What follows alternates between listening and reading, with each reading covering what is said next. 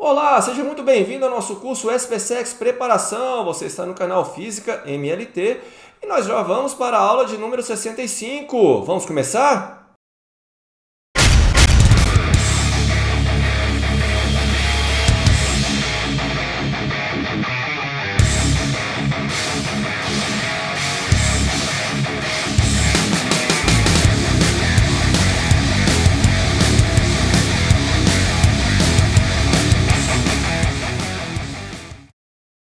Para essa aula, nós vamos dar continuidade aí ao assunto de ondas. Vamos falar aí de reflexão de pulso numa corda, vamos falar também de refração de pulso numa corda, vamos falar aí das frentes de onda, raios de onda, reflexão e refração de ondas bi e tridimensionais e vamos finalizar aí com resolução de exercícios do nosso material e também teremos questões extras. Então, prepare o seu caderno e vamos começar!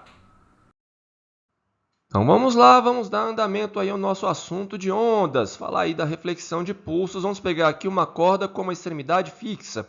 Podemos observar aqui um pulso incidente na figura acima. Ele vai incidir na parede cuja corda tem a extremidade fixa e esse pulso ele é refletido, porém com inversão de fase. Tá certo? Na figura aí abaixo. Agora, se eu pegar uma corda com extremidade livre, eu já vou observar que o pulso ele é refletido sem a inversão de fase. Tá certo? Agora vamos estudar aí as frentes de onda e o princípio de Huygens. Olha só, para ondas bi e também ondas tridimensionais, podemos definir frente de onda como um conjunto de todos os pontos do meio que em determinado instante são atingidos pela onda que se propaga. A frente de onda representa uma separação entre a região perturbada da região não perturbada. Ok? Aí, olha, vamos pegar aqui uma figura para representar aí o que nós acabamos de definir, tá certo? Então, nós temos aqui as frentes de ondas, aqui, claro, uma frente de onda bidimensional, tá certo? Frentes de ondas paralelas. Você pode observar aqui, olha, que nós temos a distância entre duas frentes de onda valendo o comprimento de onda. É como se você estivesse observando aqui de cima a crista da onda, tá certo? E aqui, olha, ondas circulares concêntricas. É como se você estivesse vendo aí um lago bem quieto, jogou uma pedra bem na superfície do lago, você está observando então que essa perturbação vai se propagar como frentes de ondas aqui, olha, circulares concêntricas. Novamente aqui, olha, a distância valendo um comprimento de onda. Tá certo? Aqui nós temos logo abaixo o caso de ondas tridimensionais, tá? Aqui você está visualizando, olha, a distância entre duas frentes de ondas consecutivas, o comprimento de onda. E aqui, olha, como se fosse uma frente de onda esférica, exemplo do som, tá certo? Nós temos aqui a distância também valendo um comprimento de onda, ok? Bom, o que se fala aí a respeito do princípio de Huygens? Olha, na propagação das ondas, o que nós temos? Nós temos cada ponto desse aqui da frente de onda funcionando como uma fonte secundária, tá certo? Então, ele também vai emitir frentes de ondas, tá? O caso do esférico aqui é bem interessante. Por exemplo, vamos pegar esse ponto aqui, tá? Todos os pontos aqui eles vão funcionar como uma fonte secundária, tá certo? De perturbação de onda. E aí é como se você estivesse pensando que cada ponto desse daqui, ele vai me dar aqui frentes de ondas esféricas. Se eu pegar a superfície que vai tangenciar todas essas frentes de ondas aqui de cada ponto, o resultado é exatamente isso que nós visualizamos, a frente de onda da onda. Tá certo? Então tá aí, esse aí é o princípio de Huygens. Lembrando, é como se eu tivesse cada ponto da frente de onda funcionando aí como uma fonte secundária, tá certo? Dando continuidade, então, vamos falar aí da potência e intensidade de uma onda. Bom, quando uma onda se propaga em um meio, ocorre transferência de energia da onda para as partículas do referido meio. A energia recebida pela onda é produzida pela própria fonte que a gera. Tá? Então, vamos expressar aí a energia absorvida pelas partículas do meio e podemos afirmar que a energia transportada pela onda é exatamente igual à energia produzida pela fonte. tá certo? A taxa média de energia produzida pela fonte no intervalo de tempo é o que nós chamamos aí de potência média da fonte, tá certo? Então tá aí, olha, a expressão da potência média, a taxa com que a energia é transferida aí no intervalo de tempo, ok? No sistema internacional, a unidade de potência aí é o watt. Não é novidade porque trabalhamos com a potência aí no sistema internacional, joule, e o intervalo de tempo em segundos, ok? Bom, podemos ainda falar na intensidade da onda. Eu vou pegar então toda essa taxa de transferência de energia, a potência, e dividir aí pela área representada exatamente pelas frentes de onda. E olha só que interessante, no sistema internacional, dado em watts por metro quadrado, ok? E para uma frente de onda esférica, eu vou pegar então a área da esfera, olha aí, 4πr ao quadrado, tá certo? Então tá aí a intensidade de emissão de energia, tá certo? A intensidade da onda. Fenômenos ondulatórios. Para falar de fenômenos ondulatórios, eu tenho que definir o que vem a ser o raio de ondas. Então vamos pegar aqui essas figuras que vai me ajudar aqui a ilustrar o que seria o raio de onda. Então olha só, eu tenho aqui as frentes de onda, aqui eu tenho frentes paralelas, não é isso? Como se fossem planos, tá? Exemplo aqui dessa parte tridimensional, planos. E eu defino esse raio aqui, olha, como sendo o raio de onda, que vai me dar exatamente a direção de propagação da onda.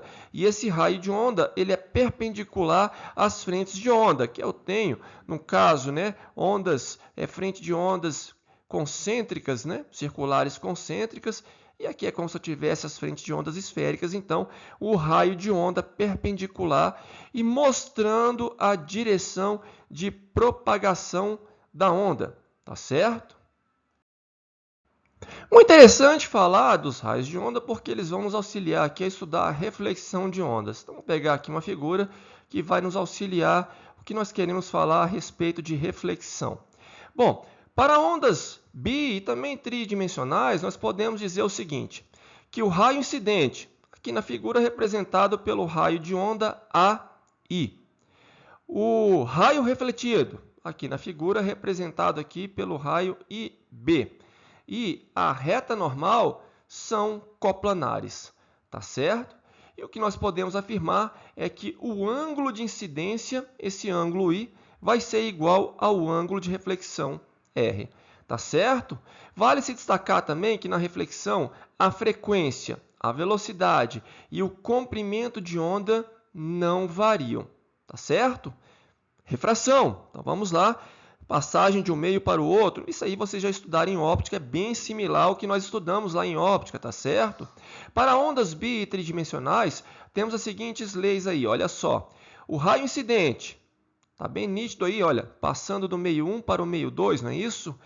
A reta normal e o raio refratado são coplanares, tá certo? Quando eu falo raio, estou falando aí do raio de onda. Tá? Mas é bem similar ao que nós estudamos em óptica geométrica, ok?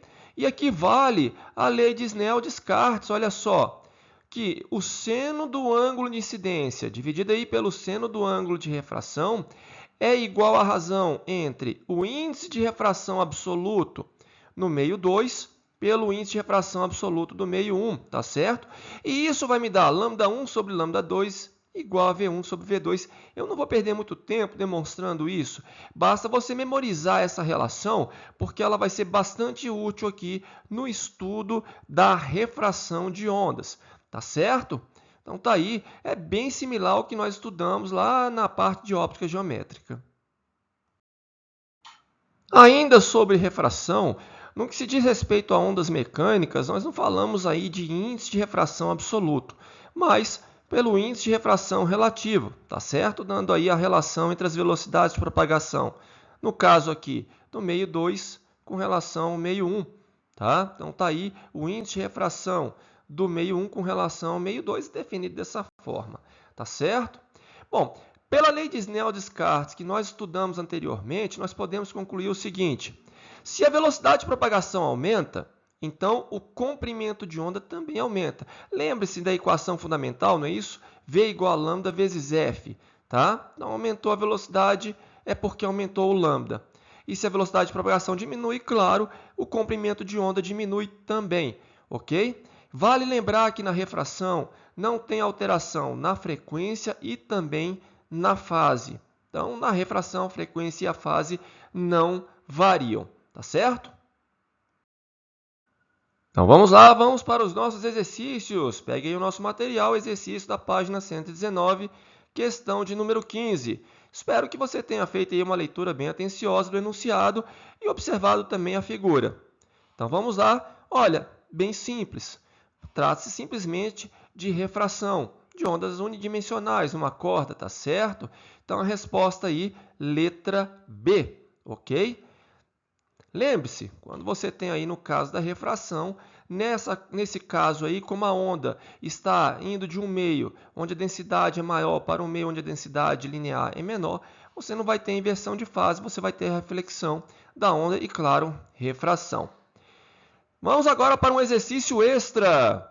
A figura abaixo, no caso não vai estar abaixo, vai ficar aí do lado, tá certo? Mostra uma corda esticada, tendo uma parte mais fina ligada a outra parte mais grossa, constituindo dois meios diferentes, 1 e 2. Fazendo-se oscilar a extremidade da corda mais fina, uma onda que se propaga ao longo dela e, ao atingir a corda grossa, passa a se propagar também nesta, isto é, a onda é transmitida da corda fina para a corda grossa.